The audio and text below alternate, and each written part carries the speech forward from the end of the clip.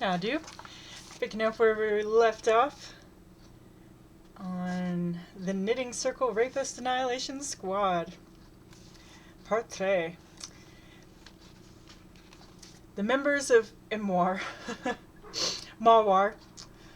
are at their headquarters, sitting around an old linoleum-topped kitchen table patterned with faded boomerangs. The stuffed squirrel and plastic monkey watch as the members play Bible Scrabble, where the only plays allowed are words or names found in the good book. This means wimpy secular words like exegesis or Q are not allowed. Further, words used in some versions of the Bible and not others can be worth less or more points. For example, words like groovy, found only in Good News Bibles from the late 1960s, and God saw everything that he had made, and behold, it was all so very groovy, are worth half points. Over the years, there have been significant arguments over whether the word debts should count identically to the word trespasses, and certain words are, because of their importance, given triple value. Words like smite, no, wink wink, sin, and of course, crucifixion. Another special rule is that anyone who plays the word God and loses the game, in other words, uses that name in vain, suffers consequences in games forever after. This particular game sees a friendly yet fierce competition among 4 Mawar men. But the tone of the contest changes dramatically when Billy Bob puts down tiles that spell Jezebel. Their leader looks up from his rack, where he'd been trying to spell Hezekiah. Bible Scrabble has a lot more Z's, and also blank tiles, which are not used as wildcards, but instead as alternative ways to spell you-know-whose name, without everlasting consequences. Seeing the name Jezebel takes their leader's mind off the game. He demands of Zebediah, "Why hast thou not consummated the plan to capture that heathen ditz?" Zebediah looks away. Their leader says, "Didst the heathen call you after you sent your holy fucking text message?" Zebediah still cannot look at him, but does nod curtly. "What saith she?" "She said she bought some new Leave thee off the bit about the fucking shoes, and get thee to the meat of it." Zebediah says, He trails off, turning bright red. Their leader presses hard. "She saith what?" He stands. He moves around the table to stand next to Zebediah. He insists, "What didst that Jezebel say?" Zebediah juts out his chin, then says defiantly, "Her name is Jasmine, and I'd prefer you not call her Jezebel." All the men of the Mawar gasp and stand as one. They surround Zebediah, move in very close. He shrinks in his chair, while still covering his rack.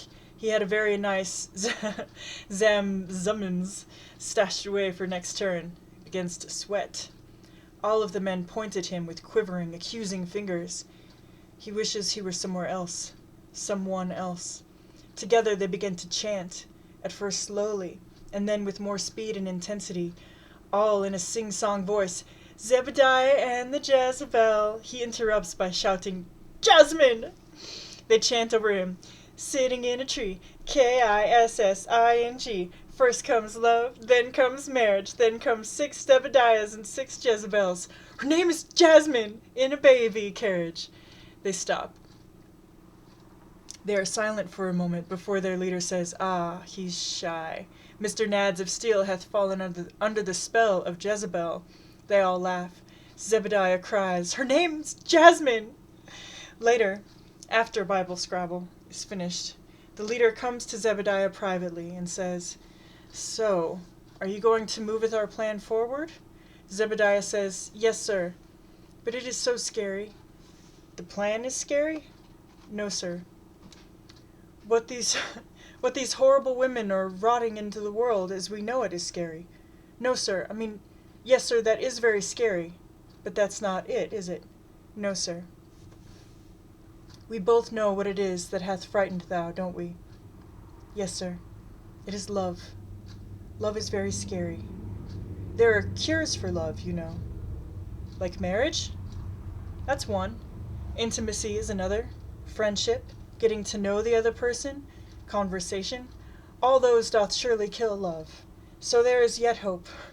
Just talk to her a little while, Brother Zebediah, and your feelings will go away. Trust me on this one. Thank you, sir. This helps, but I still feel so weak in the face of this love, and the temptations this love can bring. You may be weak, but Jesus hath strength enough for all of us, and remember, he liveth 33 years, and never knew a woman, never was intimate, never was in love. Let him be an example to you, and to us all. Let him be your strength. Let him be your holy fucking nads of steel. Zebediah doesn't say anything. The leader says, Mindest thou if I speak explicitly? No, please do. Remember always that Jesus can help us in any circumstances, no matter how troubling, and he can help us with our sexuality, even though he died a virgin, blessings to him, and his blessed unused genitals. Can he help us truly? He can help us no matter what our trouble. Sometimes, even though I am married, when I see some woman other than my wife, my Peter doth still become a rock. And when that doth happen, I think of Jesus on the cross, and before you know it, I can tie my Peter in a knot and pee sideways. And Jesus helps me in the other direction, too. Sometimes with my wife, it is not always easy to fulfill my husbandly duties. I don't understand, sir. Let's just say that Peter is not always the rock upon which my church is founded.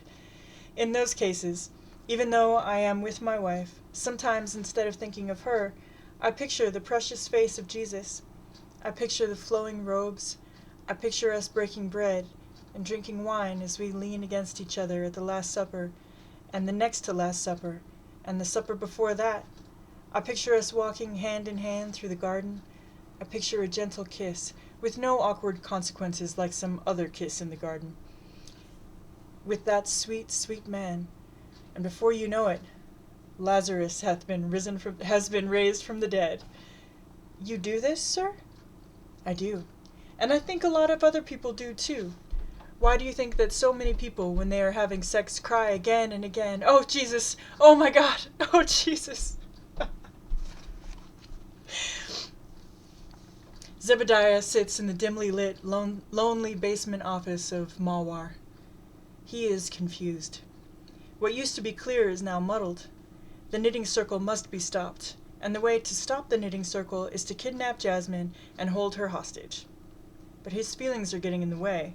It's not that he particularly objects to snatching her. Snatching her is necessary for the plan to succeed. He doesn't even particularly object to snatching someone he likes. The problem is that now that he likes her, he finds himself too scared to even talk to her. He thinks on his predicament, and reflects on the wise words given by his wise leader. Let Jesus be your strength. So, what would Jesus do in these circumstances? What would Jesus do if he were planning to kidnap a woman in order to force her knitting circle to stop killing rapists? What would Jesus do if he met this woman in a nightclub called Xanadu, and if Jesus called the woman Foxay, and this woman was really pretty hot, and if Jesus starts to like her but then found himself too scared and tongue-tied to pull off the kidnapping? What would Jesus do then?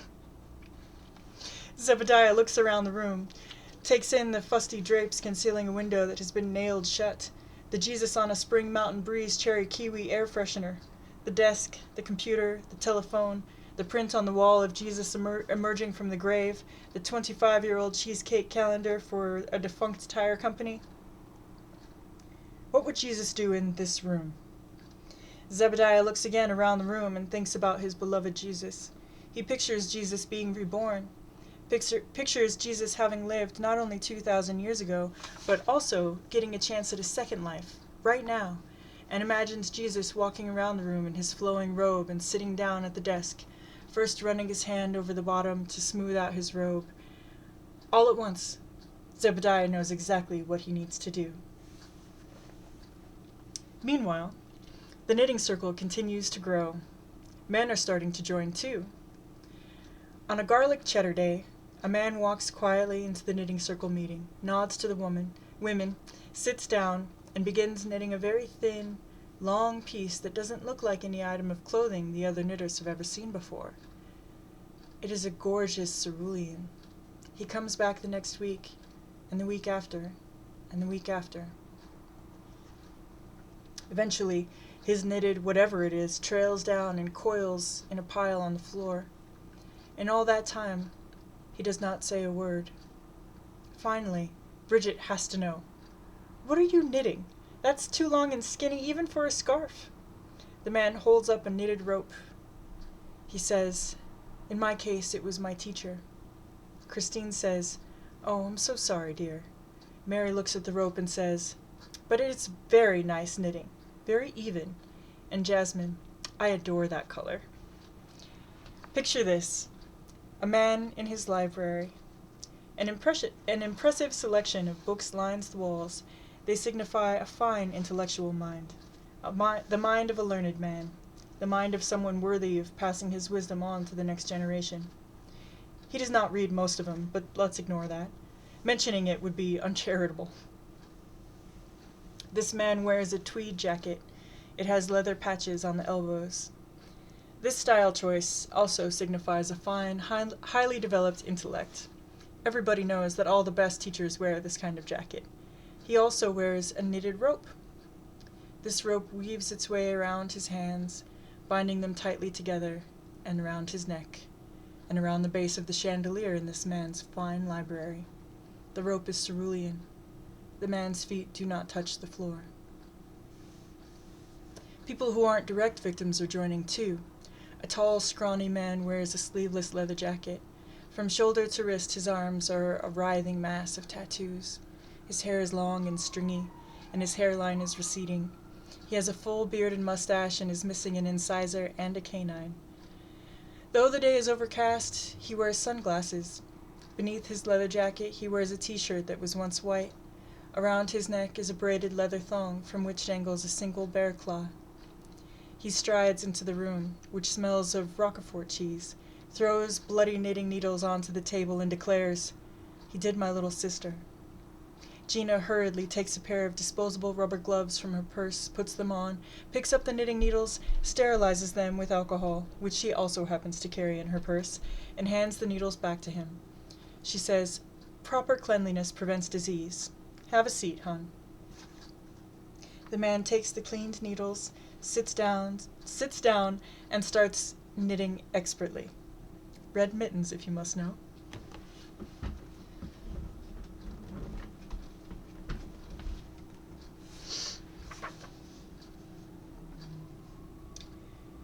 Franz Mayhem, who looks like a jumping spider, except that jumping spiders have 8 legs and are actually kind of cute, and also have far more interesting and egalitarian courtship patterns, stares into the television camera with only 2 eyes, as opposed to the jumping spider's 8, and his eyes also see only 3 primary colors as opposed to the 4 seen by jumping spiders, meaning their sensory color space is 4-dimensional. But apart from that, and the fact that he can't jump several times his body length, and also the fact that jumping spiders are by nature inquisitive and courageous, he is just like a jumping spider, and says, "This is Franz Mayhem with an ultra-urgent breaking news. We are linking you live to our FBI contact, Chet Sterling, for an emergency announcement. Chet, go ahead."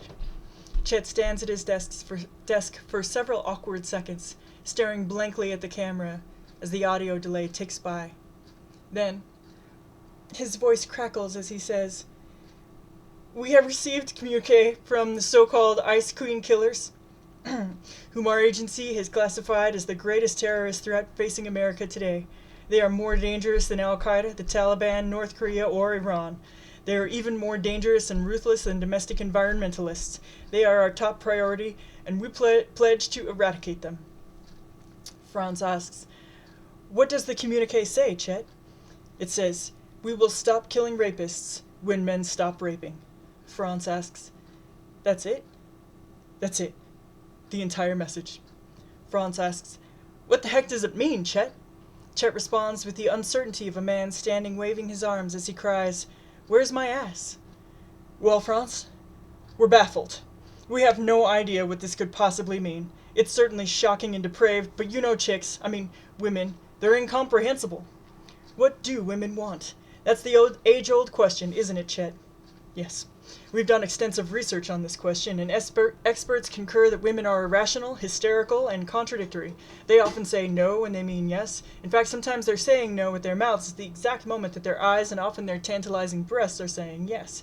They are devious, manipulative, lying, cheating, slutty whores. Franz clears his throat. The message, Chet? Chet regains his composure, such as it is, and says, Cryptologists are urgently trying to decipher this message as we speak, and soon we will figure out its precise meaning. As soon as we figure out its precise meaning, we'll alert the public. Meanwhile, please remain vigilant and report any suspicious activity. The chief summons the remaining police to the war room. The police find the walls lined with large cardboard boxes. The chief is sitting at a table spread with Captain Marvel comics. Flint points to the boxes. What are these, Chief? The chief says, I can't stop thinking about that message from the killers. We will stop killing rapists when men stop raping.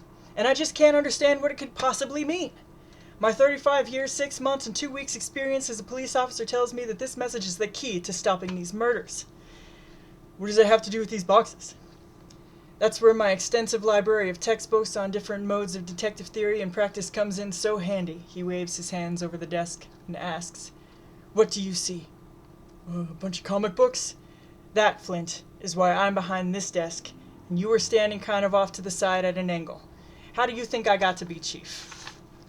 Because your father was chief, and also because you both gave lots of money to poll workers at the stations where you pulled I-75%, 175% of the vote. Besides that, how do you think I got to be chief? Was it the get-out-of-jail-free cards you handed to your primary donors and supporters? Those are nice-looking cards, weren't they? But besides that, the death threats against opponents? Well, that too. But besides all of those, I have no idea.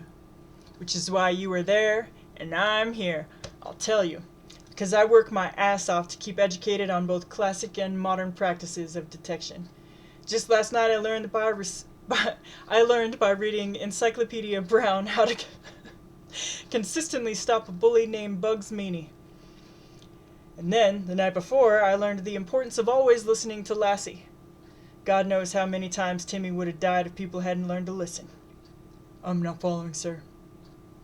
I'll make it clear. If this message is in code, we need to look at the techniques used by the words expert codologist. And who is that? He points to the comics and says, It's Captain Marvel, who at one time supplied the entire nation's next generations of potential police chiefs with secret decoder rings. I still don't see what this has to do with the boxes, sir. The chief sighs heavily. It would be too much to expect that the people in this room kept their old Captain Marvel secret decoder rings. Which means we have to work with what we've got. And what we've got is about 40 cases of Cracker Jacks I bought with department money. We need to break this message. I want some decoder rings, and I want them now. Dig in, boys. Flint asks, Do we have to eat all the Cracker Jacks? The chief responds, Of course. Cracker Jacks, son, are one of the basic food groups.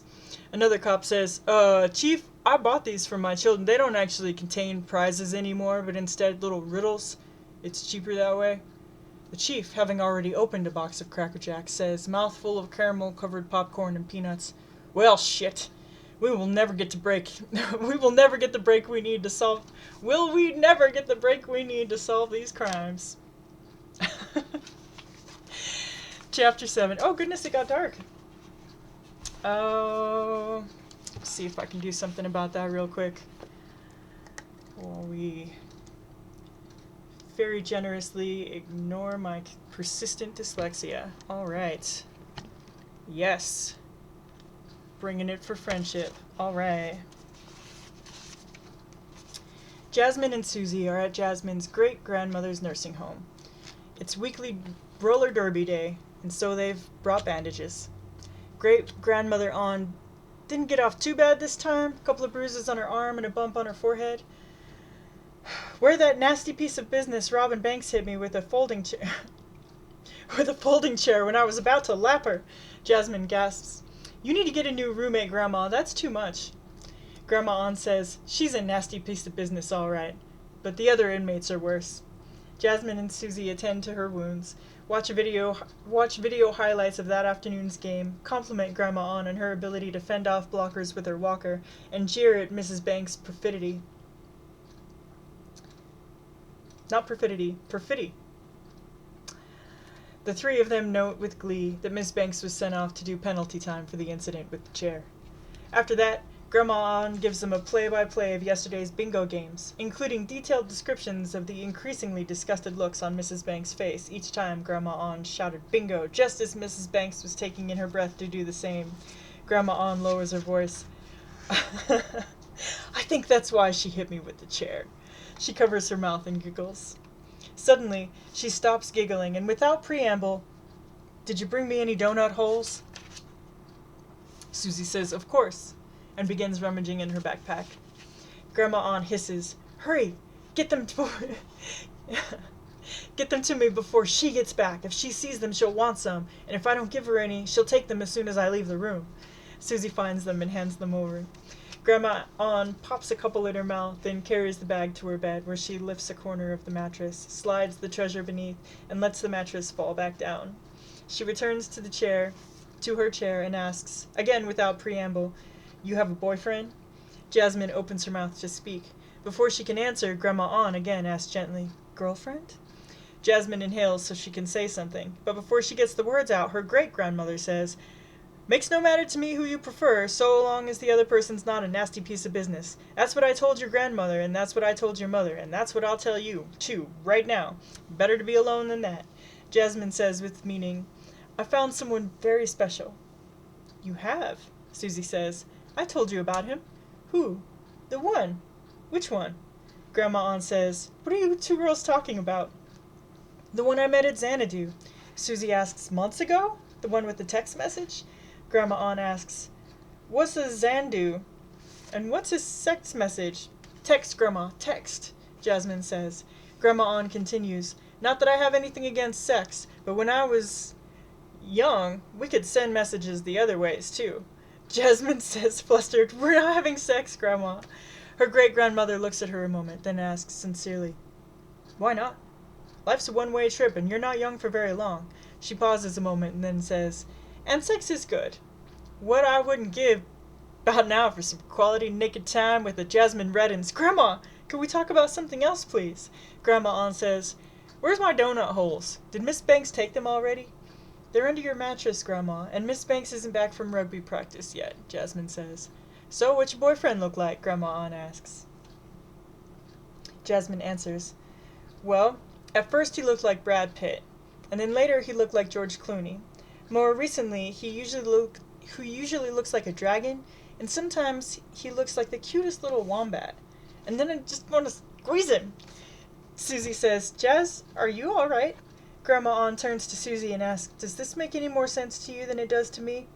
Susie responds, "Not at all." Grandma Ann says to Susie, "Thank God. For a minute there I thought I was getting old and losing my mind."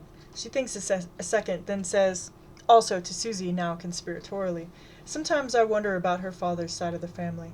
Oh, the stories I could tell about Maya's." Both Jasmine and Susie's eyes open wide when they try to think of something to say. They love Grandma Ann, but once the family stories start. Instead, Grandma Ann takes the subject back to the one. She turns to Jasmine and says, "I've heard of Two-Face before, but this guy has 4. Sounds to me like he's a nest," Jasmine says. "Look at the time! Gotta go, Grandma Ann." After Susie drops off Jasmine in her apartment, she calls Bridget to ask if she can come over. Bridget says yes, and soon the two are talking while listening to the soothing sounds of the multi-artist album in praise of the Trung sisters. She tells Bridget of the conversation at the nursing home, leaving out references to roller derby, bingo, donut holes, Robin Banks, and Grandma Ann's desire for quality naked time. She asks Bridget what she thinks.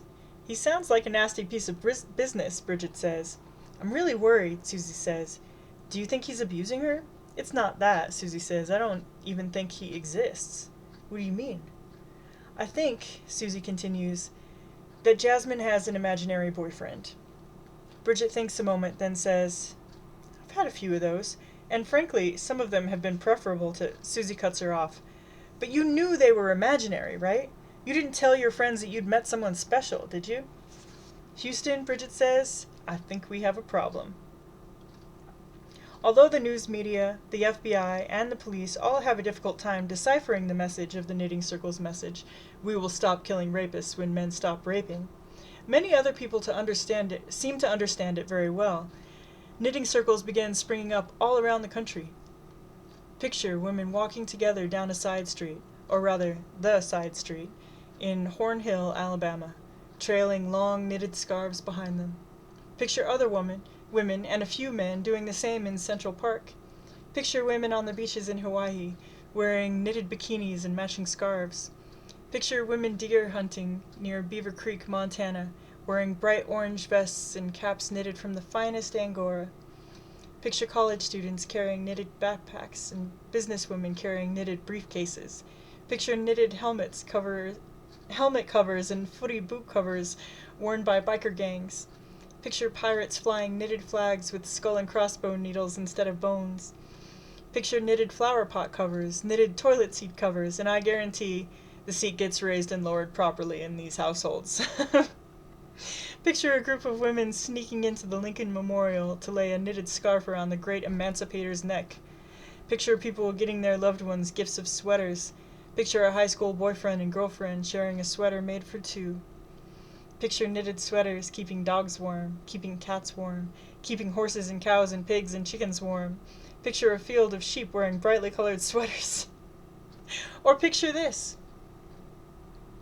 A man ambles down a dusty, deserted country road. He is carrying a fishing pole and whistling the Mayberry theme. Suddenly, four women brandishing knitting needles step out from behind trees. The man stops. You can see the terror in his eyes. He stutters, Who sent you? Was it Becky? Silence from the women. He asks, Amy? More silence from the women. Patricia? Still more silence. He sighs heavily. Not really helping my own cause, am I? Or picture an office building late at night, where a different group of knitting needle-wielding women approaches a frightened man. He backs away and they walk relentlessly toward him. You know what he has done to these women. You know that the moment of accountability is near. They stalk him through a maze of cubicles until they corner him in a conference room. You cannot bear to watch. You look away. You hear his scream, and the scream suddenly silenced. Through the open doorway, you see a ball of lavender yarn roll across the floor. Or picture this. A man breaks into a woman's home while she is sitting in her living room reading a book. Her knitted handbag is at her side. He enters the room, and she jumps, startled, then regains her composure. He looms.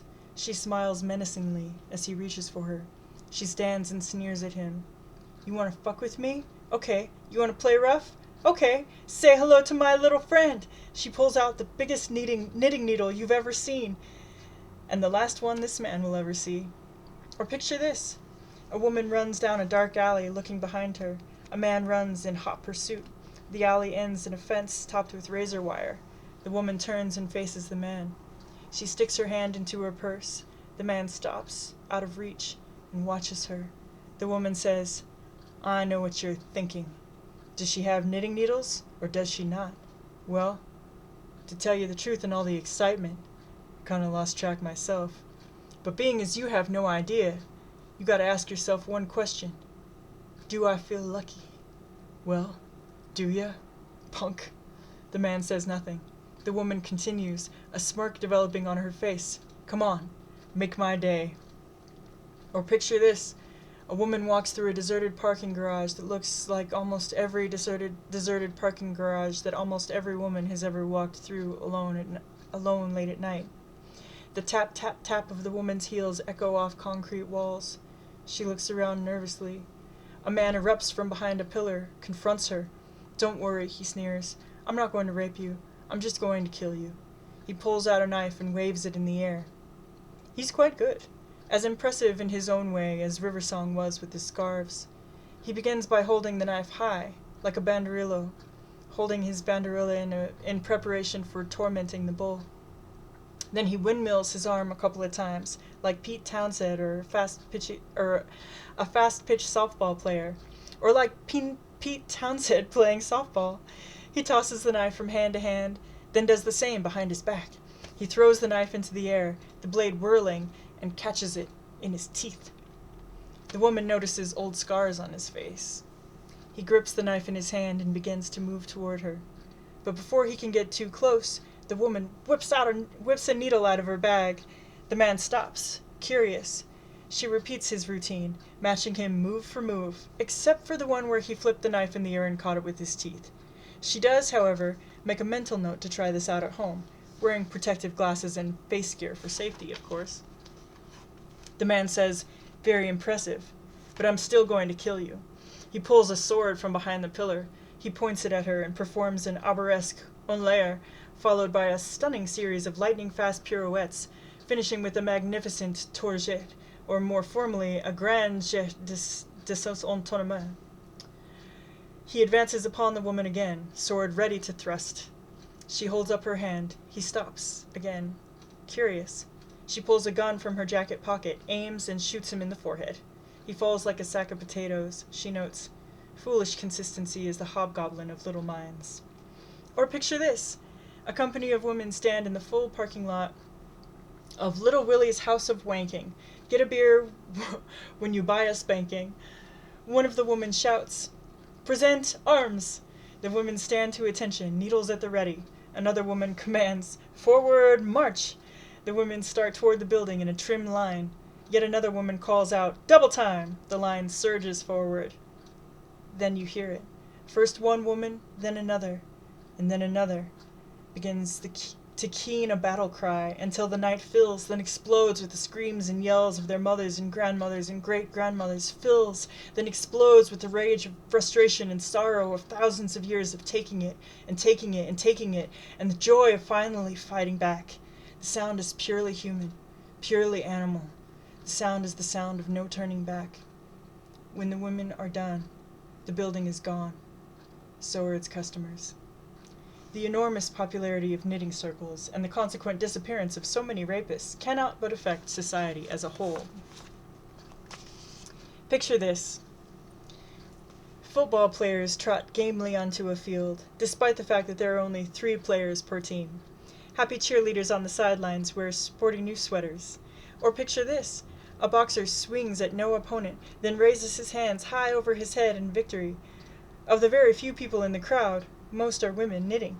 The referee hands the champion his knitted belt. Or this. A baseball player pitches onto an empty home plate, then walks up and picks up the ball. He picks up a bat, tosses the ball, and swings. A pop fly. He's under it. He's got it. He catches it. He's out! Or this. A guy shows up to a frat house party. Whew! But wait. Where's the thumping music? Where are the strobe lights? Where are all kegs? Where are all the drunken girls who have been plied with alcohol until they're ready for action, i.e. barely conscious? He enters the quiet room. Partay! Whoo whoo! He glances around nervously. This guy is a survivor. He's not stupid, at least not in that way. Confidentially, he's not the brightest student ever to grace the university, but he is smart enough to have lived this long, and that's saying a lot considering the company he used to keep. He approaches the bar and pours himself a nice tall glass of milk. He sits on the couch, and in the room formerly known as the Makeout Lounge. He sinks onto the couch in the room formerly known as the Makeout Lounge, alone. He drums his fingers. He grins. He hasn't had this much fun in weeks. Or this. A man in an Air Force uniform looks at a radar screen. He sees a blip, picks up a phone. He shouts, "Enemy airplane observed. Prepare defenses." He stands, runs downstairs, out of the building, over to an aircraft gun. He picks up a phone. He shouts, "Ready to fire, sir." "From which direction is the aircraft coming?" He runs back into the building, upstairs, over to the radar screen, picks up a phone, then shouts, "From the west, fire when ready." He runs back downstairs, then slumps exhausted over his aircraft gun. Or picture this. A soldier huddles in a trench. He removes a medallion from around his neck, closes his eyes, and kisses it. He hangs it on the side of the trench. He hears a voice shout, Charge! He leaps out of his trench and into no man's land. He rushes across. He is alone. He reaches the trench on the other side.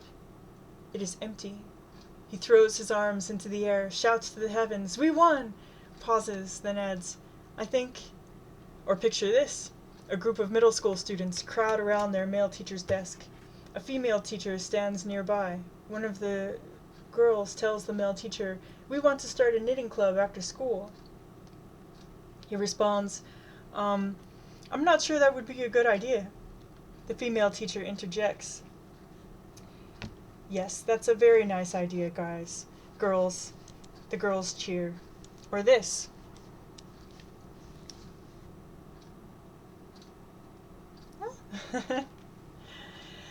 A father teaches his little daughter how to hold a needle. She concentrates, determined to get it right. He says, "Hold it like this," and then thrust upward between the ribs. It's all in the execution, as it were. Or this. A man holds in his hands his birthday present. It is in a box smaller than Pandora's box, but certainly bigger than Mama's squeeze box. He looks at it with anticipation, like a little boy about to open a, present. He rips off the paper, tears open the box, and sees a hand-knit sweater. He blanches, then looks fearfully at his wife. She asks innocently, "Don't you like it, dear?" All creatures respond to positive and negative reinforcement. It does not take long for men to begin to understand and respond to the message of the knitting circles. Try to fix this light situation a little bit. It got dark so fast. My goodness. Gosh, if you saw my thank you lightning video, you know that this is a whole process, and I'm going to try really hard not to bore you with. All right, good enough. It is a cold night. A burnt orange 2001 Pontiac Aztec is parked in an alley behind a Piggly Wiggly grocery store. The windows are steamed over. A man sits in the back seat, and a woman straddles him, moving mechanically up and down. "This feels so good," the man says. He closes his eyes. "Baby, do you really like me, or are you just doing this for the money?" The woman responds, her voice as mechanical as her movements. "I really like you, baby. I like you so much." The man frowns and gently pulls her off him. She settles next to him. He pulls his shirt down to cover himself and looks into her bored eyes. He says, "But will you still like me tomorrow?" "Sure, I'll like you tomorrow if you still got the money." "So, you wouldn't do this for free?" The woman answers immediately without thinking, "Are you out of your fucking mind? Are you telling me that you're doing this just for the money? What do you think, Jack? You think I want to stand out here freezing my ass off waiting for losers like you to come and poke me?" He says, "I thought you liked me." "I like you when you got some money from me. Now let's hurry up, 'cause Mama's got to make her living." She tries to climb on top of him again. He holds her still. He says, "Wait, this is your job?" She rolls her eyes. "Give the man a prize." He asks, trying to puzzle his way through this, "Don't you like sex for its own sake?" "Sure, I like sex, but that's not what we're doing here. This is called commerce." The man looks nervous. "But it's not, the R word, is it? And you don't have any friends who, knit, do you?" She says, "Don't worry, Jack, you're not raping me. You're exploiting me. There's a difference. Albeit one of degree rather than quality. There's a continuum. They're on a continuum. I'm not doing this because I want to, but because I need the money. I'm forced by my economic circumstances, even if you're not personally forcing me. Get it? But I'm not going to kill you, baby. I like your free-flowing cash too much." "You're using me for my money?" "Look, women make, on average, in a normal job, 75% of what men make. Do the math. You try raising 2 kids on minimum wage. Now shut up and let me earn my $80. Now the man is really concerned. He says, "I thought 50 was the going rate." "The extra 30, the woman responds, "is for the economics lesson." I'm going to pause. Because all this right here, I'm not into this. If I were writing the book instead of the glorious authors who did, I wouldn't have said this. I know it's very fashionable to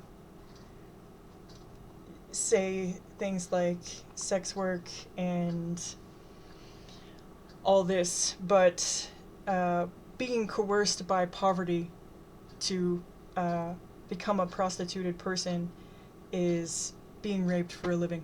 And if you want any more information on this, there's a playlist called Documentaries, Lectures, and Snippets, and there's plenty of feminists on there, some of whom have been in the industry for any length of time. We're very happy to explain this to you nice and slow if you're not with it. Alright, moving on. Susie is lying in her bed in her brand new apartment with her boyfriend Sam. They are both fully clothed. Sam is as gorgeous as is Susie, who is as gorgeous as is Sam. Together they are as cute as a pair of chipmunks, as adorable as baby muskrats, as squeezable as baby bears, or maybe not, as lovely as crashing stock market, as wondrous as the sight to behold as the falling dam, as beautiful as a sharp kick in the... well, you know. They gaze at each other with mad desire. Susie reaches over to kiss Sam. He pulls away. She asks, "What's wrong? Don't you want to?" He answers desperately, "But are you sure you want to? More than anything." He asks tentatively, "You're not going to..." "What?" "I saw you knitting earlier." "Yeah, knee pads for Jazz's Grandma On's roller derby team. So?" "It makes me nervous. What if you later decide that you didn't really want to, and that in some way, even some subtle way that I'm not aware of, I coerced you, or you felt coerced, even if it wasn't my fault, and therefore it was rape?" Susie cries, "I'm not going to do that. I'm dying for you. Isn't that clear enough?" "I'm dying for you too, but how can you be sure?" "I just am," she says. "I'm mad with lust for you." He responds, "I'm mad with lust for you too. Oh my God." They look into each other's eyes. They bring their faces closer and closer together. She closes her eyes, slightly parts her lips. But he is a third-year philosophy major, and as such does not seem to understand that there are times for words and times to shut up. He says, entering full-on academic philosopher mode, "You may think you want to, but there might be underlying social and political forces affecting you psychologically that you're not aware of. I need to know if you want to.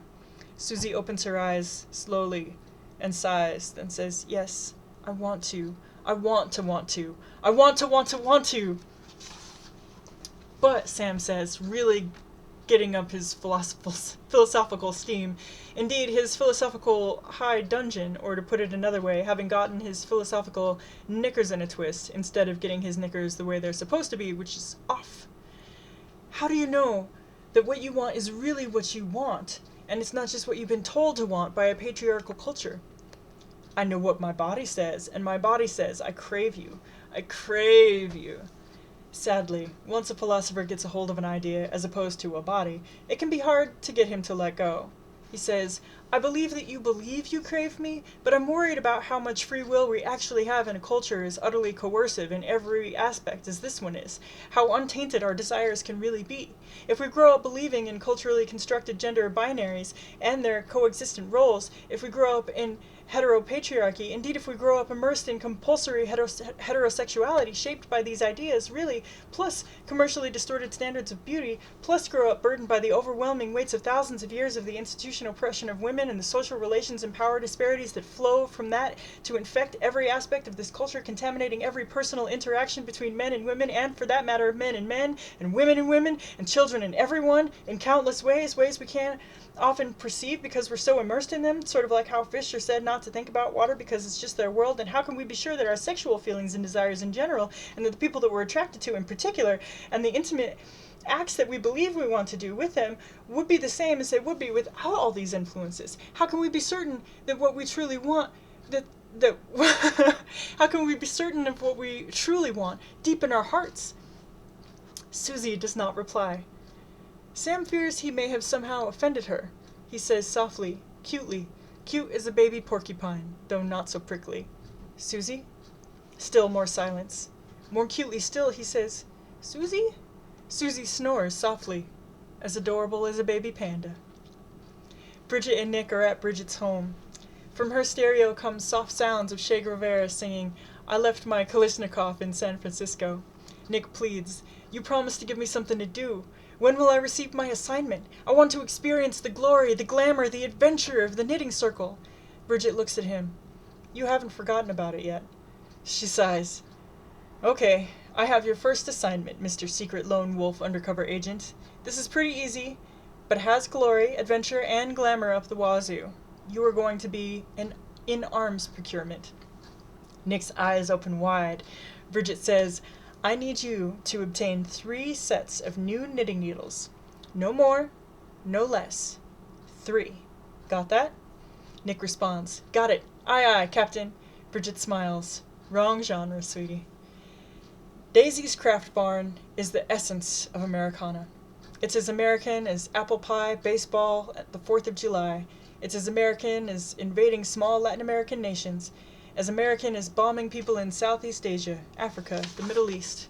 As American as land theft from the indigenous. As American as a phony democracy where no matter who you vote for, the corporation wins. As American as free trade policies enforced by the largest military the world has ever seen. As American as the importation of cheap crap manufactured in sweatshops around the globe to fuel a meaningless and frenzied consumer culture. Nick hides behind a building across the street from Daisy's. He wears a fedora, a trench coat, and sunglasses. He peers around the corner at the front of the craft store. He hums the theme song from Mission Impossible. The coast seems clear. Nick is not quite sure what the coast not being clear would look like. Failing machine gun nests and rolls of concertina wire through the parking lot. He glides around the corner and makes his way, hands in his pockets, to the front door. It opens automatically with a whoosh and a blast of cold air. He peers inside before entering. The store has a farmyard motif with bales of straw at the ends of the aisles and the sounds of chickens and ducks coming over the loudspeaker. A greeter, wearing a straw hat and overalls, says to him, Welcome to Daisy's Craft Barn. Can I help you find something? Nick replies, No, thank you. Really, I can take you where you want to go. Nick mumbles in the negative and tries to walk away quickly. The greeter follows, saying, Whatever you need, we got it here in the barn. What's your pleasure, partner? Nick says, Go away, I just want to browse. When the greeter remains at his heels, Nick points to the front door. Look, a greeting emergency! Someone else is coming into the door, ungreeted! What will she think? The greeter turns toward the door, and Nick slips down an aisle. Once alone, however, he begins to regret his decision. Daisy's Craft Barn is huge. Notre Dame Cathedral huge. Airplane hangar huge. Aircraft carrier huge. Superdome huge. Grand Mosque huge. Outer space huge. Unbearably huge. Agonizingly huge, with a vastness that exposes the emptiness of the human soul and leaves people feeling alone and vulnerable and needing to buy that special thread or sculpting modeling compound to make them feel once again alive. Besides, Nick's commitment to pro-feminism only goes so far. Treat women well, of course. Not feel entitled to their bodies, naturally. Support them in their struggle against oppression, 100%. Procure arms for them in the struggle, you bet. Go with them to a craft store, not on your life. So he has no idea where to go. Nick slinks around the store, peering around the edges of his sunglasses, over the straw bales and the ends of the aisles. He tiptoes past ceramic piggies, past bins of beads formed of glass, crystal, wood, seed, semi-precious stone, plastic, moose dung, rhino horn, tiger penis, bone shard from St. Peter, ectoplasm of the ghosts of Arthur Conan Doyle, Charles Dickens, Abraham Lincoln, William James, and Robert Plant, despite Plant not yet being dead, except perhaps musically. Down aisle after aisle of scrapbook materials, from 175 styles of albums to 63 kinds of adhesives, to Cuttlebug, circuits, Sissics, sliced die cutting aids. After several miles of walking, Nick becomes thirsty. And after several miles more, he begins to hallucinate. The chicken and duck sounds over the loudspeakers coalesced into a poultry choir, clucking and quacking the sounds of the pioneer's version of cool water. Oh, it just makes me thirsty thinking about it.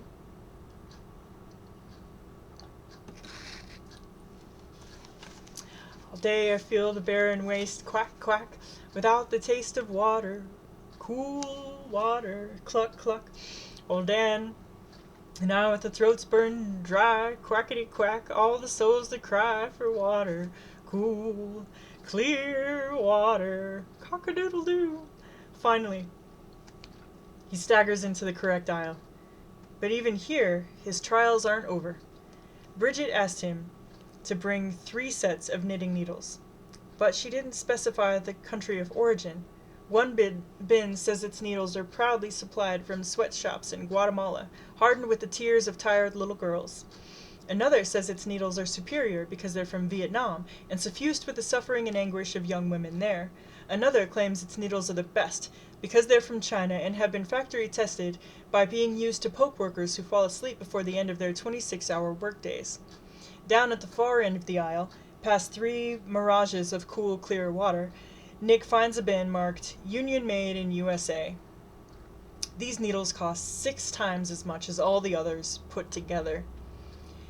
Nick vacillates for a moment between doing the right thing and following the inexorable logic of capitalism, which would lead him to buy the lowest cost needles, in this case, needles hand-carved by slaves from the femurs of third world orphans. A Wall Street Journal article pinned to the front of the bin extols these particular needles as an example of the triumph of green capitalism.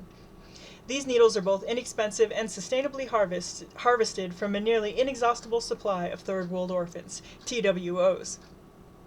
Further, capitalism itself functionally and systematically guarantees a yearly increase in TWOs, meaning we can maintain this way of living forever with no fear of ridiculous scaremongering notions such as peak orphans.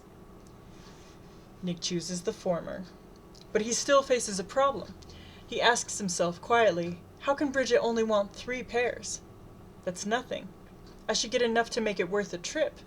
He scoops up 2 huge armfuls of hundreds of knitting needles, then starts the long trek back to the front counter, stopping a few times to make camp and softly sing songs of the trail, starting with Get Along Little Doggies and ending with Plastic Jesus. Finally he arrives, weary, hungry, thirsty, bedraggled, having lost only about 1/5 of the needles along the way. The clerk, like the greeter, wears a straw hat and overalls. He asks, how many sets is that, sir?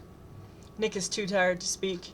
He drops them on the conveyor belt and begins to count them one by one. The clerk glances at him, glances at the needles, and glances at the police bulletin taped behind the counter that reads, if anyone buys more than 3 sets of knitting needles, alert the authorities immediately. The clerk says, I have 2, I might be able to get you a high volume discount on these babies. I'm going to, discuss it with my manager. Don't move, partner. I'll be back in a jiffy. Don't move. At first, Nick thinks he's too tired to move away, but when he sees the clerk whispering to the manager and pointing at Nick, then sees the manager, wearing overalls and a John Deere baseball cap, slap down the clerk's hand before mouthing, don't let him know, Nick feels adrenaline surge through his body, getting a far bigger burst of energy than he would have even by hooking himself to one of the by now ubiquitous at Superstar's automated intravenous Mountain Dew machines. The wolf within the lone wolf secret agent comes alive. He becomes all instinct. He, or rather his body, decides to run. His arms scoop up the needles. The needles fly into the air in all directions and fall with a clatter that wakes the dead in a cemetery 3 miles away. The dead take only a few weeks to fall back asleep, but in the meantime, they remain indistinguishable from most of their neighbors, and certainly from all golf fans. His right hand maintains the death grip on 5 of them. He tries to run, but his feet slip on needles rolling on the floor. Other customers stare at him, expressionless as they continue to chew their cud. He finds himself smiling and giving them a little wave. But this inattention to his feet costs him. He trips and falls flat on his face. He scrambles up and rushes from the store, clutching the 5 knitting needles in his sweaty fist. At the exit, a security camera captures a grainy black and white image of his panicked face. Outside the door, a security guard sits on a stool holding a huge, dripping Big Mac. He also has fries, an apple pie, and a Coke balanced on his lap. He takes a bite, then looks up slowly as Nick runs by. He says, mouth full, oomph. He carefully puts each item of food down on the ground behind the stool and heaves himself to his feet. This takes a long time. No, longer than that. A really long time. No matter how long you're thinking this took, add about 15 seconds to it. That's how long it took. Meanwhile, the clerk and manager race out the door, looking around, seeing the suspect has fled, and call 911 on a cell phone. They run back inside, ignoring the security guard, who finally straightens up and points in the direction the suspect ran. The security guard shouts, "Hey! Stop!" By chance, Sandy Dover has been patrolling the neighborhood in her squad car. The radio crackles and she hears the voice of the dispatcher. All units, we have a code 10 on channel 1, all units. She hears Flint's voice. I copy. Go ahead. The party is showing physical as white male, 6'2", 20, brown and hazel, break. She hears the voice of another cop. Go ahead. Then the dispatcher. Out of Daisy's craft barn, suspect is fled on foot, going north on Main. He is armed and extremely dangerous, break. She hears Flint's voice again. Go ahead. Then the dispatcher. We need to get this sucker. The perp is suspected at minimum of shoplifting and trafficking in knitting needles. He attempted to purchase a large volume of these weapons and escaped in possession of several of them. Approach with extreme caution. Use force in accordance with the departmental use of foreign policy. In other words, beat the fucker to a pulp before you shoot him. Do you copy, Brick? Sandy says, I copy, I'm on it. Then she hears Flint's voice. I got here first, bleeder. I'll handle it. Sandy mutters, you're going to regret calling me that, you motherfucking pig. The dispatcher says, what's that? I didn't copy that, officer. Sandy realizes she's still been holding the transmit button on the radio extender. I told Officer Stone I'd be honored to offer backup. The two police officers race from opposite directions towards Daisy's craft barn, careening down streets, through alleys, sirens blaring. The dispatcher says, your positions, officers, Brick? Sandy hears Flint say, I'm heading into the parking lot now. The dispatcher, good, Officer Dover. I'm still half a mile from the scene, Sandy says. I said I'm on it. Go write some parking tickets, Dover, Flint says. At that moment, Sandy spots Nick, who is walking exaggeratedly casually along the sidewalk, whistling, hiding one hand inside his trench coat. Sandy says on the radio, go for it, officer. You're obviously a better man than I. Damn straight, Flint says. Sandy shakes her head in disgust, then makes absolutely sure her radio microphone is not transmitting before she adds, and a colossal asshole. Siren blaring and lights flashing, Flint races his car into the parking lot at Daisy's craft barn. He screeches to a stop, opens his door, and jumps out. He pulls out his gun and waves it around, causing terrified customers to scream and fall to the ground. He runs toward the store's door. Nick pretends not to notice the police car driving right next to him. Driving very slowly right next to him. He pretends not to notice the police officer staring at him through the open passenger side window. The female police officer staring at him. The quite attractive female police officer staring at him. The quite attractive female police officer who will probably put him in prison for the rest of his life. He pretends to notice none of this. Hi, baby. Oh, I got a kitten here. Oh, it's just the best. He rubbed on my leg. Oh. Hi, baby. Oh, I just gotta take a kitten break. Oh. Oh my god. Oh my god, he's the most beautiful kitten ever. Besides his sister. Okay. But what he really doesn't notice is the tree root that has buckled the sidewalk directly in front of him. He stumbled. Do you want up? He got caught in the radiator earlier and oh my god, it was so scary. He like lunged for the squirrels outside the window, and he was cuddling with me up by the computer for a minute, and then he saw a squirrel and he lunged for the squirrel like he's going to catch it through the window, and instead toppled the box off of the radiator. Oh, baby. Oh, and it was so scary because I caught the box before it fell, but then as he was catching himself, he like was hanging off the radiator. It was a whole fiasco. We're better now. His arm is fine. Everything's fine. Okay. He doesn't notice the tree root buckling the sidewalk. He stumbles and puts both hands in front of him to break his fall, then regains his balance, if not his pride. At this point, there is no way he can pretend not to notice the knitting needles that have clattered to the ground. He looks at the female police officer, the quite attractive female police officer, etc., smiles, waves shyly. She stops the car. Better get in the back. Nick ineptly picks up the knitting needles, wondering the whole time whether he'll be able to survive hard time in the big house. Probably working on the rock pile while he's not spending years in the hole. Needles picked up, he gets into the back of the squad car, wondering if this will be the last time he experiences the sweet taste of liberty. Chapter 8. Sandy doesn't put Nick into handcuffs and doesn't even lock the door. She puts the car into drive and carefully accelerates. She says, I'm going to remove you from the area. It's pretty hot around here. Nick responds, Phew, it sure is. Would you mind turning on the AC? That's not what I meant, Nick, she says. You know who I am? I've heard about you. Despite his predicament, Nick is pleased. You probably heard about my exploits as Lone Wolf's secret undercover agent. Sandy doesn't say anything. She drives for several miles, radio occasionally giving news of the pandemonium at Daisy's Craft Barn, then stops in the parking lot of a fast food restaurant. She gets out of the car and leans back inside to talk to Nick. She says, I'm going to the bathroom. I'll be gone for 3 minutes. Wait right here. Don't open this unlocked door and run away to avoid arrest during the 3 minutes I'm leaving you unobserved. She goes into the restaurant, if you can call it that. When she returns, Nick says to her, that was longer than 3 minutes. Sandy gets into the front seat, starts flipping through paperwork. She says, oops, I left your door unlocked and I forgot to put cuffs on you.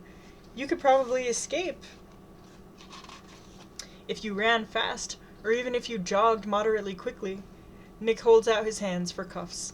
Sandy sighs, then says, we'll try this one more time. Hit me. Make it look good. I mean, bad. Nick says, are you crazy? I could never hit a woman. Sandy, frustrated, rests her head on the steering wheel. They hear the voice of the dispatcher. Unit 1, have you stopped the suspect yet? We have confirmed his identity is Nick Newman. We repeat the physical of the white male, 6 feet, 220. He's a tad chubby. Nick barks, I am not. The dispatcher continues, brown and hazel, and not terribly handsome.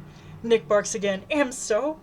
The dispatcher continues, he is armed with 5 knitting needles and therefore extremely dangerous. He is believed to be the terrorist mastermind behind the Ice Queen murders. Deadly force is in order. Do not even pause to beat him up, just shoot him on sight. Sandy's and Nick's eyes lock in the rearview mirror. He looks terrified and makes a little whimpering noise. Sandy says, what the hell do I have to do to help you escape? Run, you idiot! Nick runs down the street to Bridget's house, still clinging the 5 knitting needles. His hat is gone, so are his sunglasses. His trench coat, by now drenched with sweat, flaps behind him, and as he runs, he occasionally looks behind him in a panic, but no one follows. He makes it to her door and taps furtively.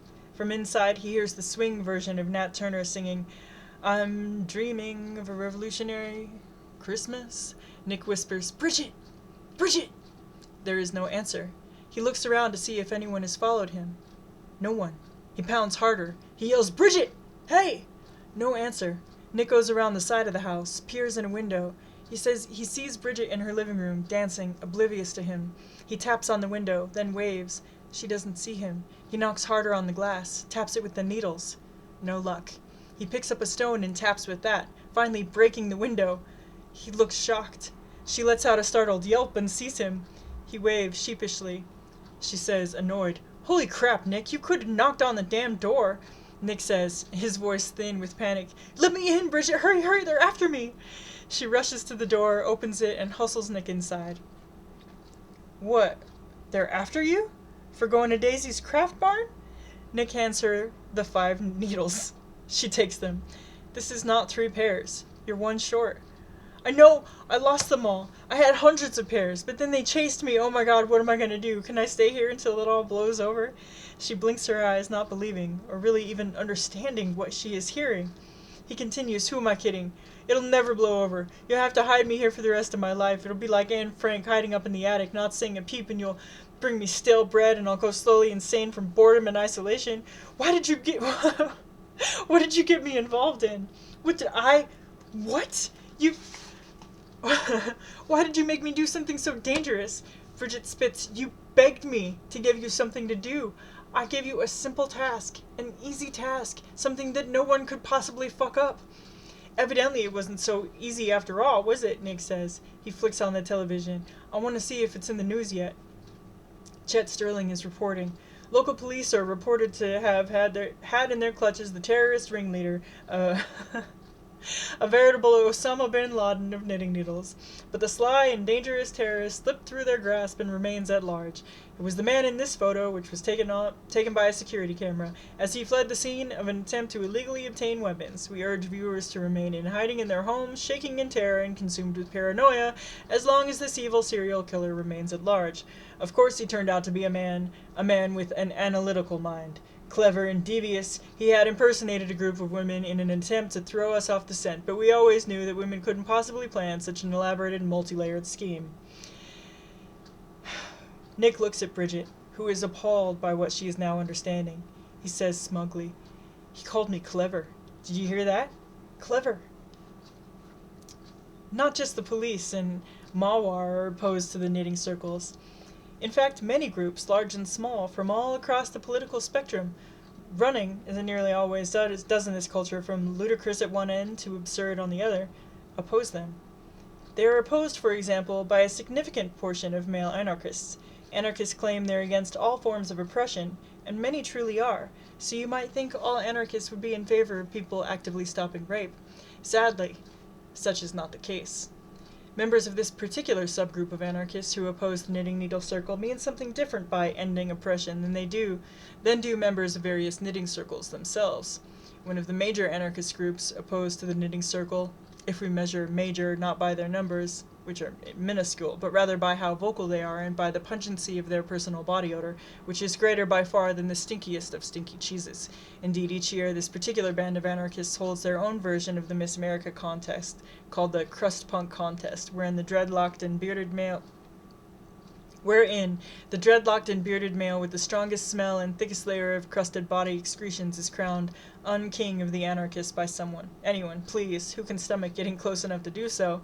These roving gangs of black-clad males noted as much for their militantly casual approach to personal hygiene as for their contempt for any and all efforts to contain what they call their feral-edged freedoms, roam the streets by car when they can borrow their parents' gas cards, and by foot when they can't, looking for females, and failing that, inanimate objects, into whom they can inject their revolutionary ardor. One night, What's up, baby? Oh, I got a kitty here. Oh, it's okay, everything's okay. Just doing the reading voice. One night, several members of the Afakasif emerge from their respective parents' basements to gather in the basement of one of their fellow insurrectionist parents to do some writing. When these anarchists tell their parents they'll be writing, the parents say first to the anarchists, "You can write?"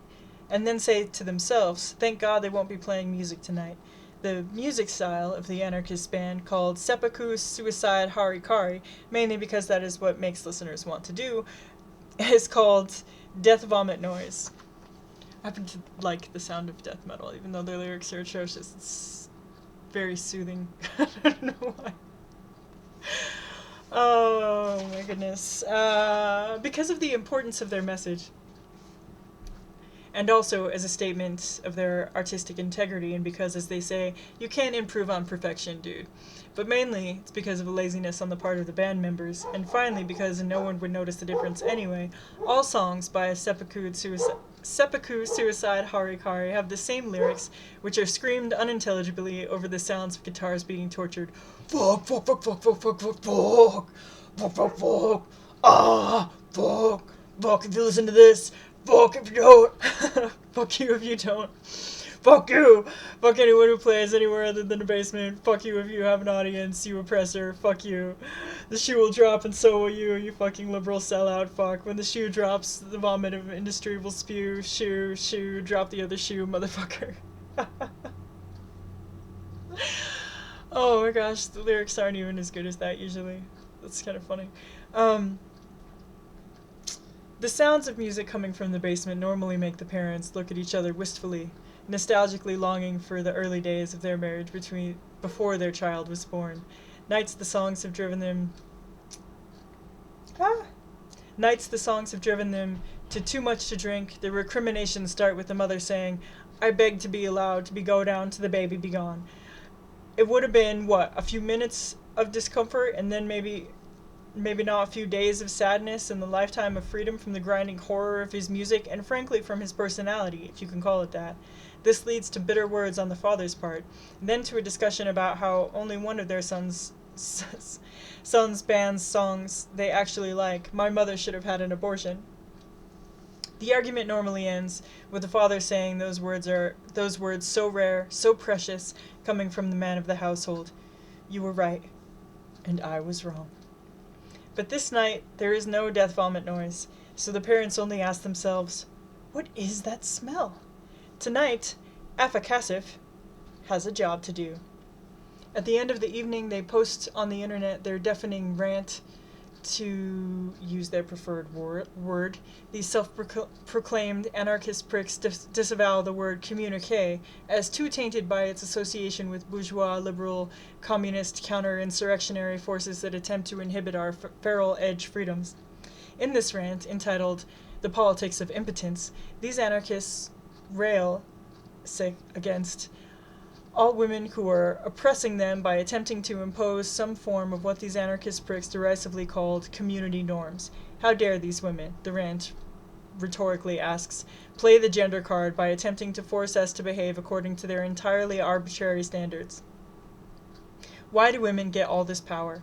How dare they tell us what we can and cannot do with our own bodies? We will not take this insult, this authoritarianistic policing, this fascistic Nazi assault on our freedoms, laying down on our backs this so-called knitting circle women. These so-called knitting circle women are a ribbed condom on the throbbing cock of freedom, holding back the spontaneous expression and explosion of true and orgasmic insurrection.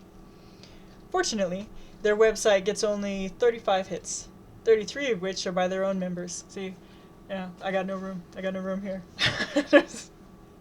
We're in good company. Me and the guys. We're like, okay. With the other two being pasty-faced perverts who've done internet searches for the words cock-throbbing Nazi and impotence. Nevertheless, they consider the rant a raving success. See, if I got 30 hits, I would be like, someone watched. So, yeah, I got no room there. It's mean-spirited to us little guys. Even more fortunately, the militantly casual approach to personal hygiene on the part of the members of these anarchist prick patrols are not only alerts intended by recipients of their feral ardor to their presence, allowing these most definitely unwilling recipients to escape, but also helps members of various knitting circles to find these rapists and turn the tables, or more accurately, knitting needles on them. Unsurprisingly, the animal rights group PATE, People Against Treating Non-Human Animals Execrably, who fully recognize the acronym should be PATNE, put in a brilliant marketing move to keep it as PATE, so they can get free advertising anytime anyone mentions pate, also come out against the knitting circles. The head of PATE, who has a bald one, issues a press release. I don't know what that means. The head of PATE who has a bald one. Oh, okay. The head of PATE who has bald head. Sometimes the sentences they have little typos, and then sometimes they're just, if I had read it before, like, I've only read this book a couple of times, but it's been a while since I read it the last time, and every now and again, you know how it is when you come across a sentence where if you had read it first, it would all come together, but then before you get to the end of it, as you're stumbling along, you're like, wait, I'm structuring this terribly, barreling forward. Okay. Who has a bald one, issues a press release declaring, "This is a disaster for our animal companions and friends. If men aren't allowed to rape women, we know what this means for the pigs, cows, sheep, bunnies, and chickens of the world. We cannot stand by and allow this horrible outrage to be perpetrated on these helpless creatures." PATE's means of stopping this outrage is to take photographs of naked supermodels and slap on the caption, "Wouldn't you rather pork me than a pig?" This follows a pattern of PATE's previously naked supermodel campaigns like "Spill in me, not in the Gulf," "Don't eat a pig, be one," and most famously their anti-hunting poster, "Use your gun on me, big boy." When interviewed about the knitting circles, one animal rights activist sputters, "I personally know one sheep who was assaulted because no women were available. These damn women, I curse them forever for traumatizing my beautiful sheep friend." Oof. Isn't that the argument? Oh, goodness gracious. The U.S. Chamber of Commerce also issues a press release. Interestingly enough, when the Chamber of Commerce uses the phrase press release, it means precisely the same thing as afficacive does when it uses rant. The COC also issues the use of the word communique for essentially the same reason as afficacive. In this case, because it is too tainted by the association with the liberal communist forces that attempt to inhibit, in this case, commercial freedoms. The press release states, "The United States Chamber of Commerce is unalterably opposed to the so-called knitting circles, as they are a barrier to exploitation and therefore a barrier to commerce. Of course, the United States Chamber of Commerce vigorously opposes rape, but even more, the USCOC opposes the dangerous mythology that rape is occurring, has ever occurred, could ever occur, or that if it did occur, it would be caused by humans. It is the USCOC's unequivocal position that there is no scientific evidence to support the existence of rape. Furthermore, even if rape were to occur, it is the USCOC's hold that it would be good for humans, and far more important, good for the economy.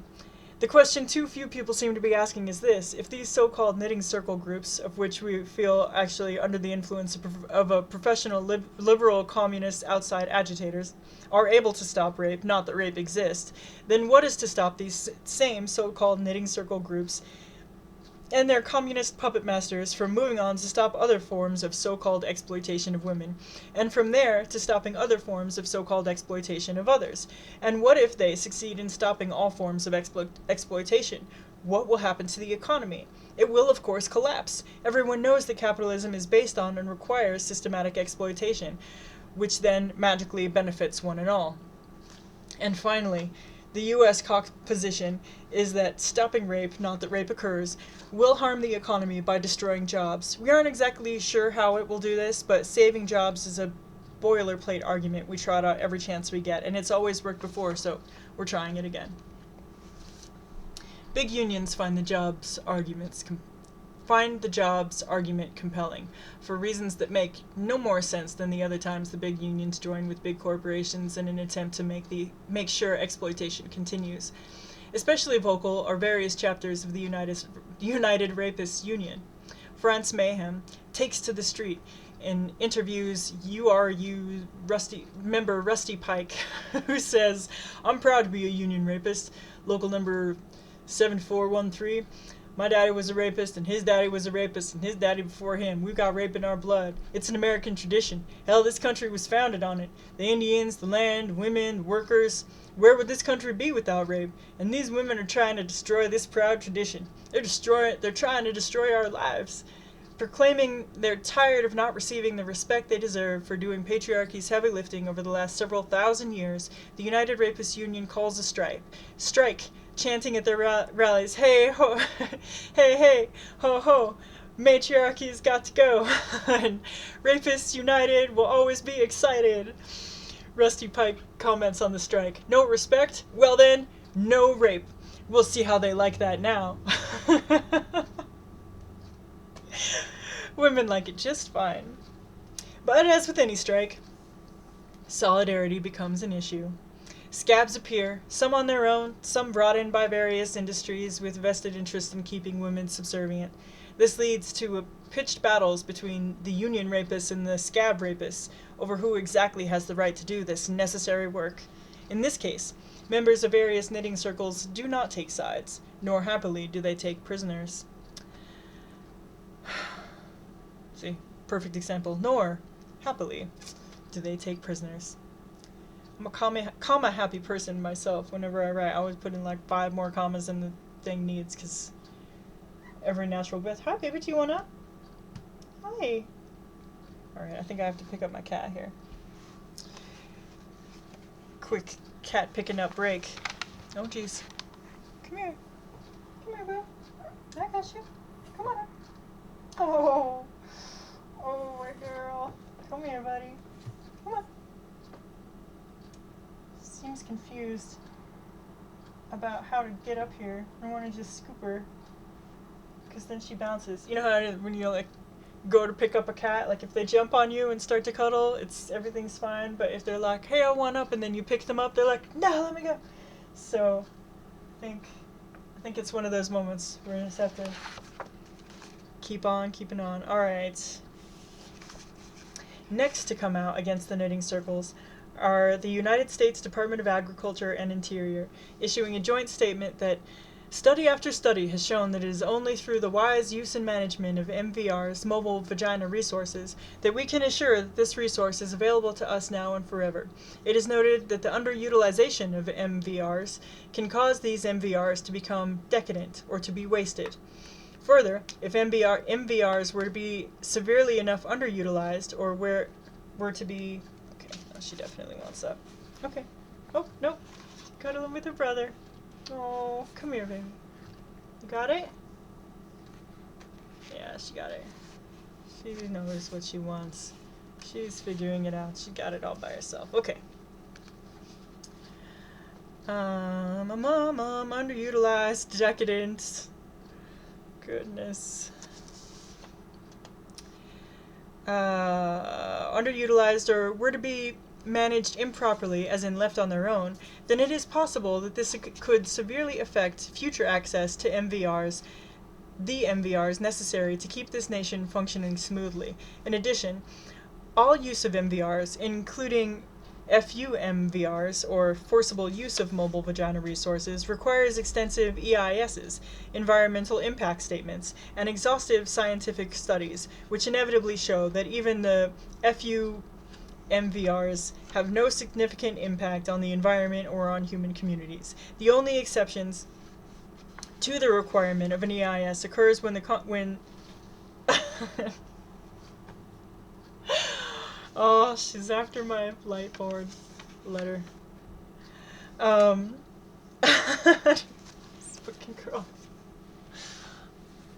Oh, there we go. Alright. Leave it.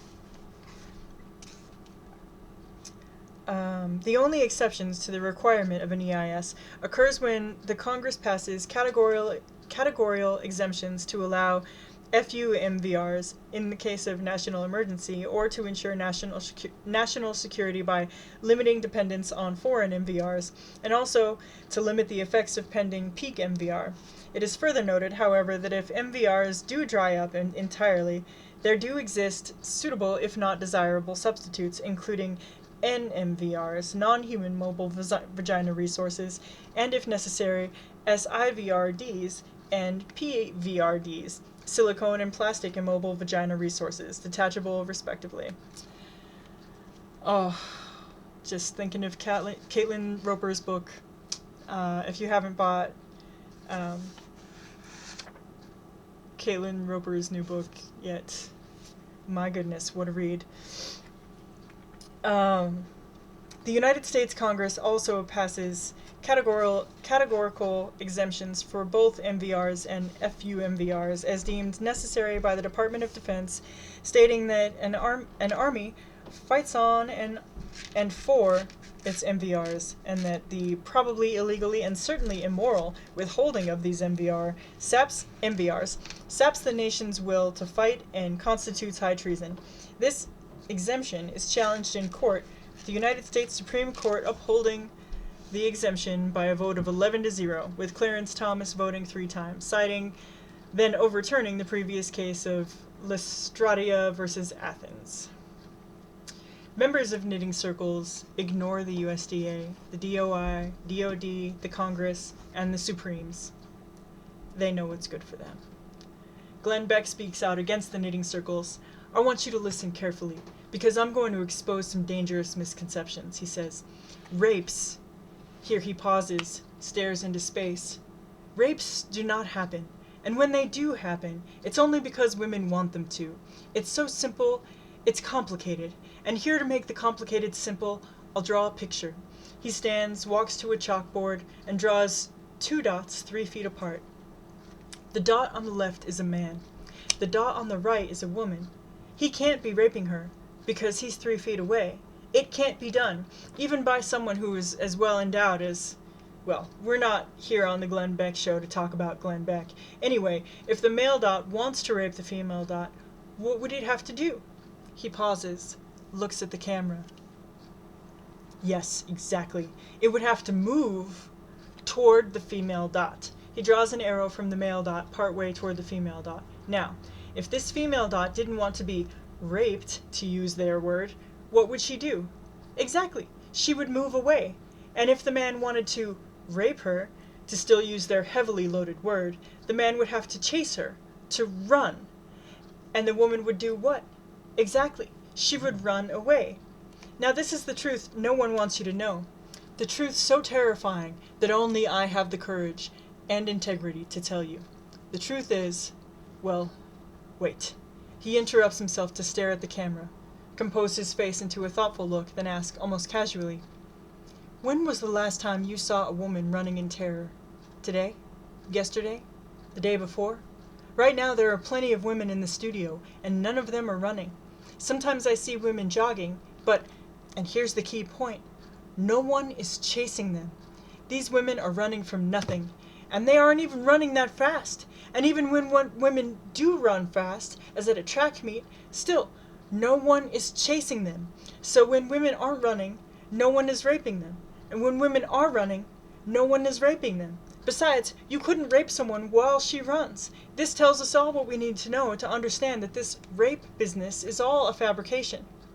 I can hear you thinking, "But Glenn, why would these women fabricate such monstrous plot against innocent men?" I think you know the answer. But I want you to be able to think for yourself and end up thinking just like me, so I'm going to make another diagram. He erases the dots on the chalkboard and makes a big X. He says, "These are two crossed knitting needles. What happens if we break both ends of each knitting needle and turn them 90 degrees, just like these women break truth and turn it 90 degrees? He erases each end of the chalk line and redraws it at a perpendicular to reveal the swastika. These women are socialists. They are lying to us when they say that rape occurs. If they tell us the big lie often enough, we will begin to believe it. Never, ever believe the big lie."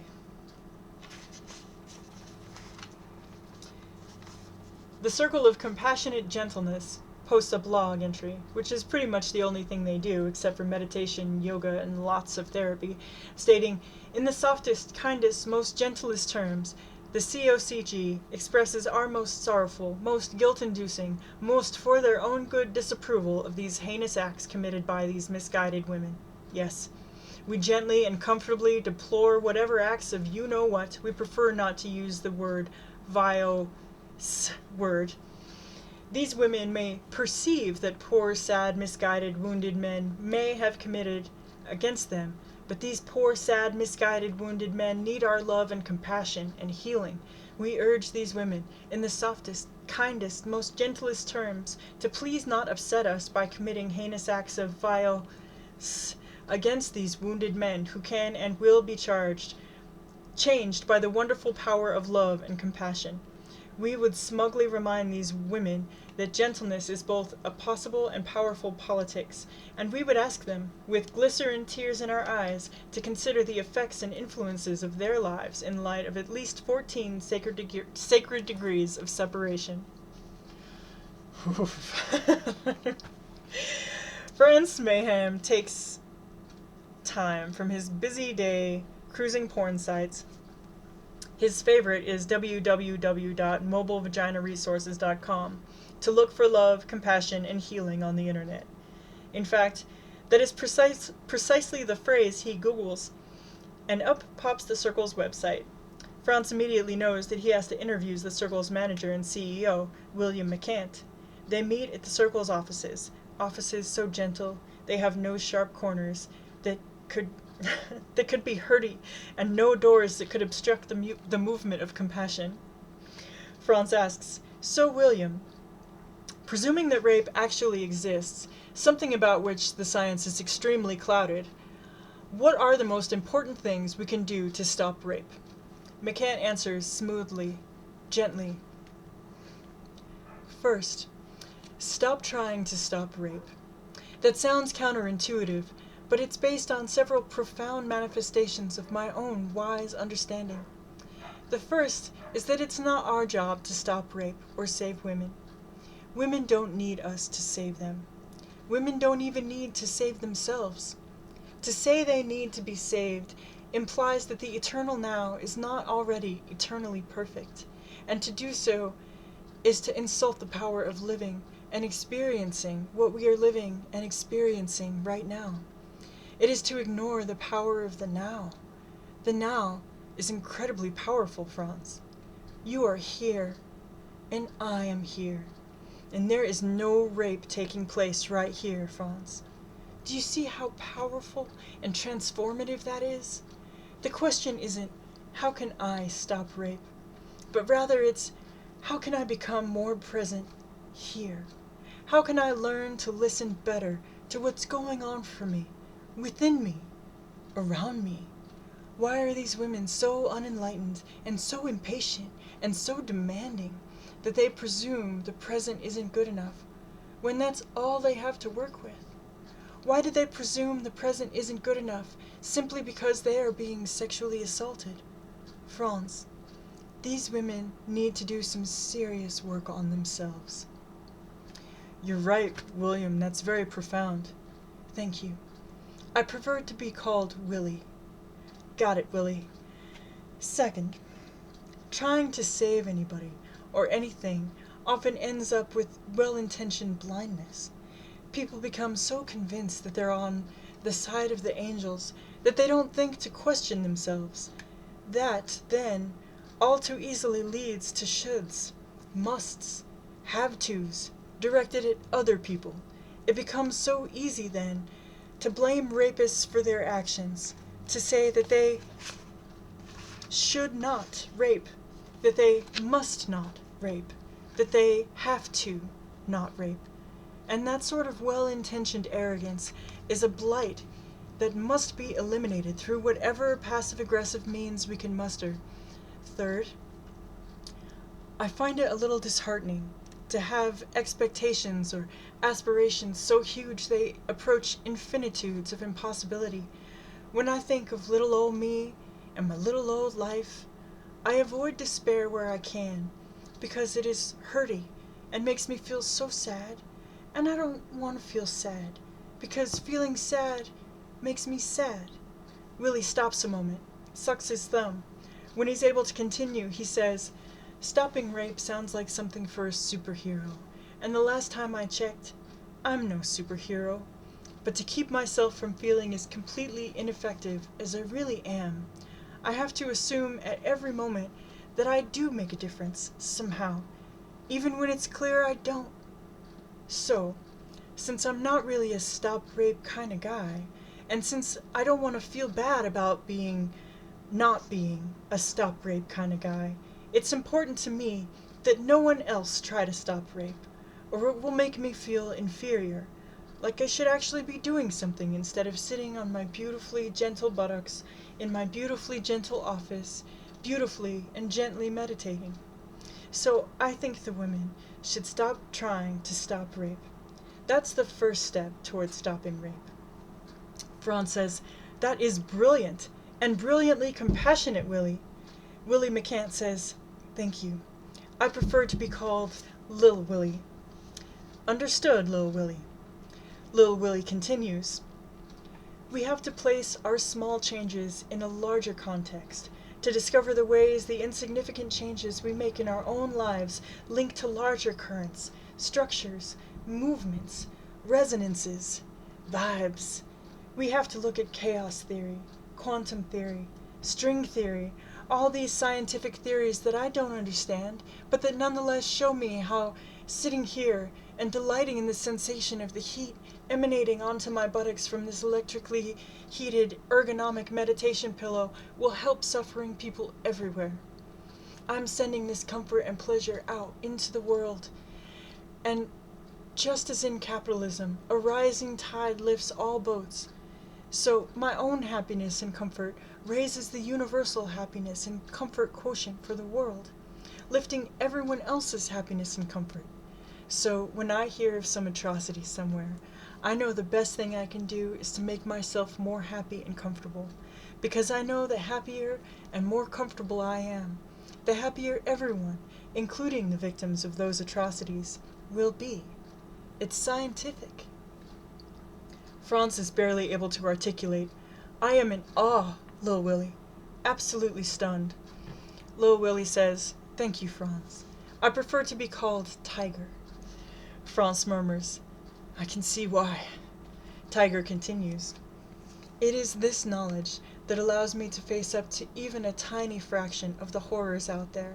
The knowledge that each time I perceive some horror, my role in fighting back, and I'm a very big part of the struggle, is to make myself more and more comfortable and happy, because we can't avoid all knowledge of these atrocities. If I could avoid that knowledge, I would, since that knowledge is so hurty. But I can't. Clear-cutting happens. Mountaintop removal mining happens. Ethnic cleansing happens. Corporate greed happens. War happens. Rape happens. Franz interjects, or it may not. There is serious doubt among scientists. That's why I put quote marks around the word rape, Franz. But the important thing is not whether or not it does happen. The important thing is that we not assign responsibility in any case. I said rape happens. I did not say that anyone commits any of these atrocities, because I want to stay away from any notion of blame. I want to stay away from any notion of blame, because if we assign responsibility, he raped her, or he ordered a clear cut, then we are back in the land of judgment, implying that he should not rape her, that he should not order that clear cut. And we can't make those judgments, because having made those judgments, it becomes morally reprehensible not to take the sides of the victims. And having taken the side of the victim, it becomes morally reprehensible to not act decisively to defend that victim. And I am not a stop rape kind of guy. So I need to not start down that path at all, but rather become extremely adept in the use of passive voice. There follows the sort of comfortable silence that passes between the insufferably smug when they're drawn together by common desires and techniques to avoid taking responsibility.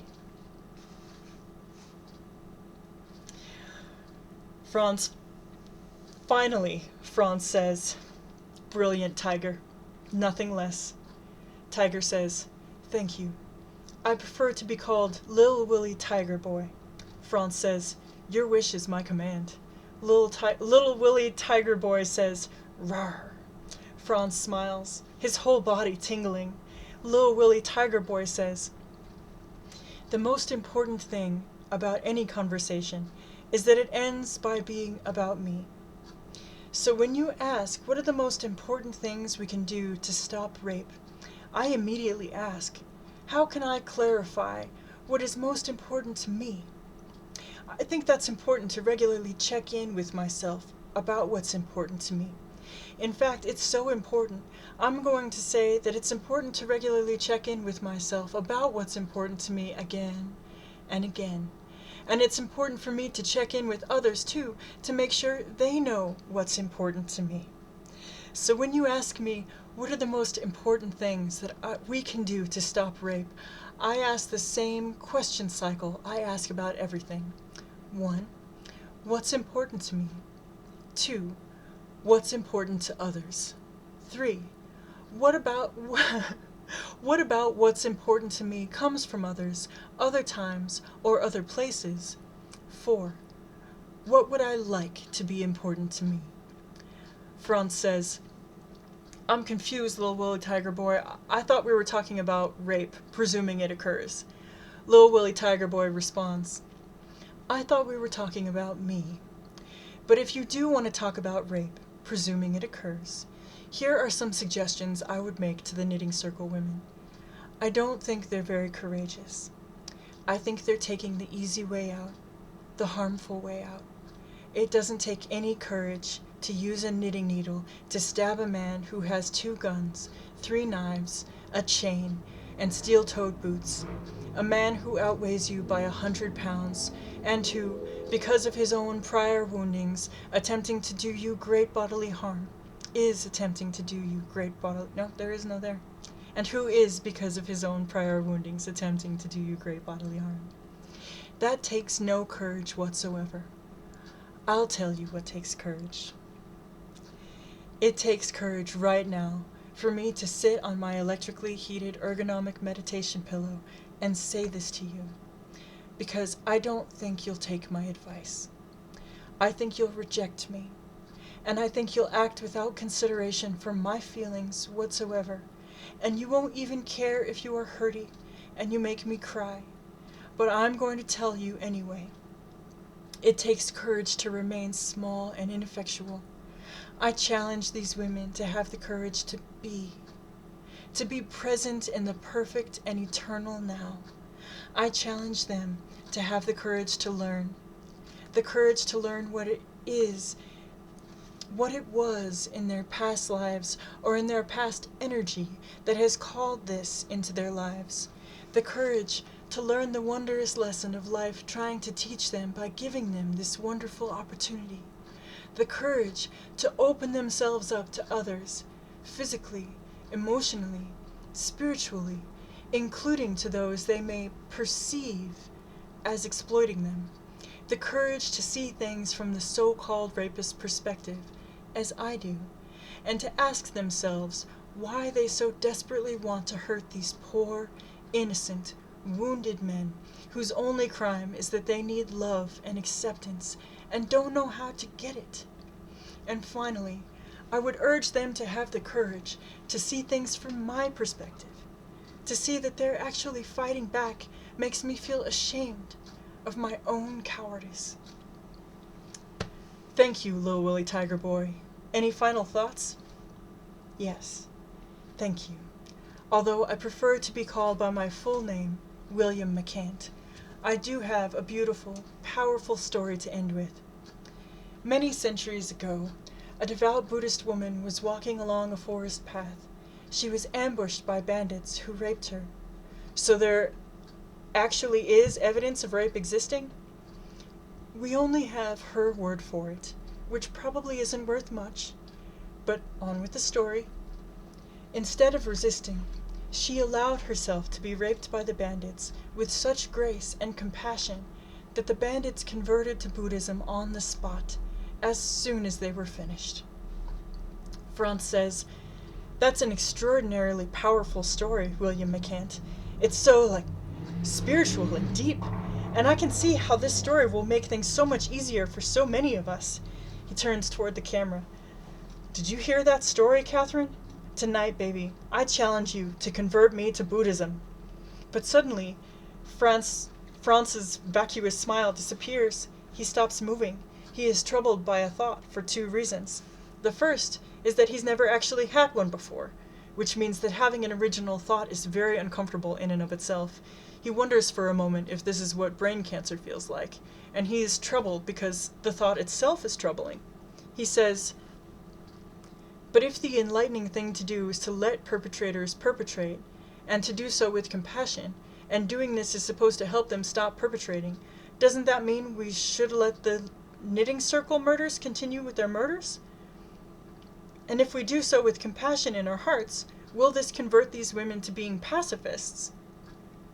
William McCant pulls his pacifier out of his pocket and sucks on it. He closes his eyes.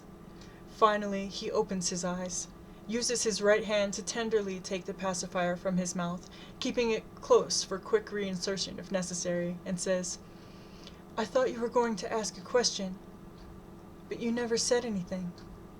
So Franz repeats the question. This time, William sucks on the pacifier while holding his hands over his ears and humming Amazing Grace. Franz waits. By fits and starts, William McCant stops humming. He opens one eye, then the other. He says, "You're still here." Having never before coming up with a meaningful question, Franz is willing to give it one more time. He asks again. This time, William McCant doesn't pitch a fit. He simply answers, "Oh no, these women aren't reachable. They won't stop. They should all be strung up, but gently and with compassion." And here we're going to break for the day. Oh, so many thoughts. Oh my goodness. I don't know if you've seen Brief Interviews with Hideous Men. If you haven't, what a treat. It's like going onto Twitter and subscribing to or following Ask Aubrey. There's a lot there. And I hope you have a wonderful night, and we'll pick it up again tomorrow.